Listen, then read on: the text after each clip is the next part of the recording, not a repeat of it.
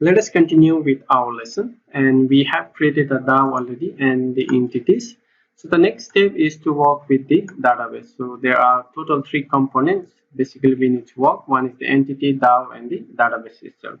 So let's go and create a one class over here, and I will call it as a app database. So this will let me add that one, and this database should be class should be of a abstract class. So yes, abstract class.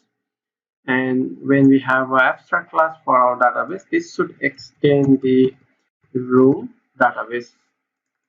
And okay, so extend the room database. And next is that we need to annotate it with the database itself.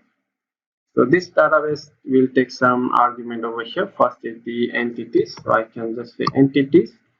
It will take our arrays.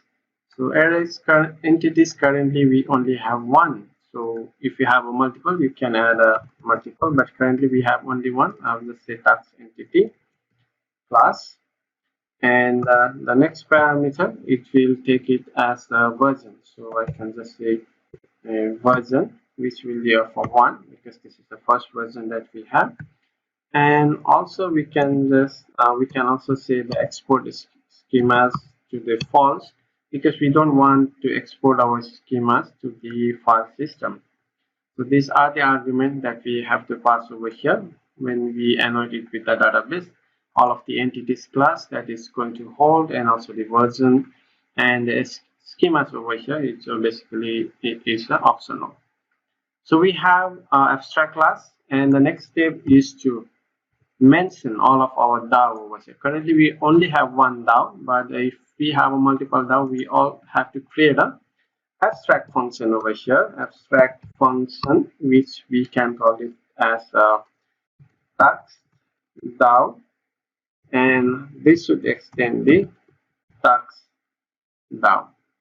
So basically we have created the abstract function of the tax DAO, and this room instance will implement this DAO and create a concrete class for us to implement all of this, so later we can make use of this function. So we have created interface and abstract function. This function, this interface will be utilized and create a concrete class by this room database over here, and later we can access this insert, update, delete, all of this using this particular function that we have, the abstract function that we have. So the next step is to create our companion object, and inside this companion object I will create a private and var of instance instance, and this instance is of the app database, right? So we'll create instance of the app database, which will be of a null. The first time we will have a null, and we will create a function over here, and I'll just say as a get instance, get instance. So get instance will have a parameter of a context, right? So we have to pass the context over here, and this should return the database. So this app database, this should return the app database, because we want to get the instance of the database. So this should create the instance of the app database and return the particular instance for us. So the next is we create a synchronized block over here, and we pass this argument, and I've created a block over here. And the synchronized basically means that only one thread of execution at a time can particularly enter to this block, which will prevent us from creating a multiple instance of this app database. We want to create a single instance of this particular app database, because we want to have a consistency over all of the threads. So if your multiple thread is accessing this particular database instance, we don't want to create a multiple instance. We just want to create a one instance. So that's why we have to make use of the synchronize over here. This will lock this particular instance to one thread at a time. So only one thread can access to this particular instance at a time.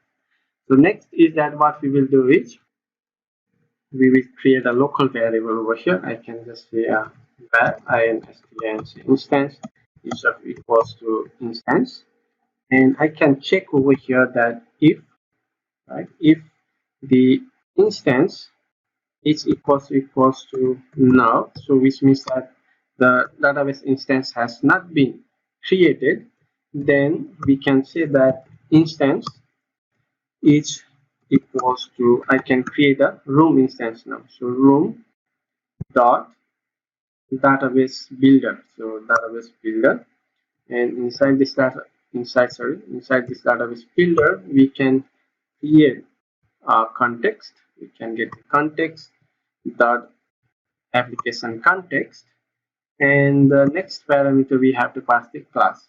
So the class is itself is the app database, that class that java, and we have to pass the another argument of the string, which is of the database name. So finally I will pass the database name, as we can call this as a tags underscore db. And now let me arrange it properly. So the database name will be the tags db. And finally I can just say dot failback to destructive migration, and I can finally dot build it. So I will build it, and now I can say that the instance is of equals to instance.